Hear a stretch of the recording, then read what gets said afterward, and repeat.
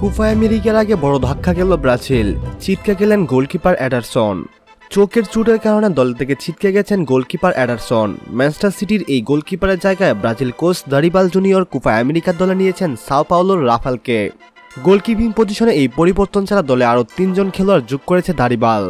দক্ষিণ আমেরিকান ফুটবলের নিয়ন্ত্রণ সংস্থা কনমেবল কোপা আমেরিকার জন্য 26 জনের স্কোয়াড গড়ার বিষয়টি অনুমোদন দিয়েছে সম্প্রতি। এর আগে ব্রাজিলের কোচ কোপা আমেরিকার জন্য 23 জনের দল ঘোষণা করেছিলেন।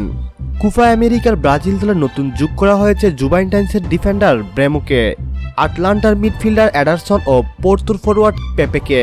এডারসন চোট পেয়েছিলেন গত সপ্তাহে প্রিমিয়ার লিগের টটেনহামের বিপক্ষে সিটি 2-0 গোলে জেতার ম্যাচে।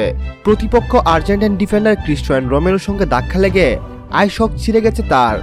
এবারের কোপা আমেরিকার ব্রাজিল অভিযান শুরু করবে 24 জুন কোস্টারিকার বিপক্ষে ম্যাচ দিয়ে। গ্রুপ ডিতে ব্রাজিলের অপর দুই প্রতিপক্ষ কলম্বিয়া, প্যারাগুয়ে। মহাদেশীয় এই প্রতিযোগিতার আগে মেক্সিকো ও যুক্তরাষ্ট্রের বিপক্ষে 2টি করে আন্তর্জাতিক প্রীতি ম্যাচ খেলবে ব্রাজিল।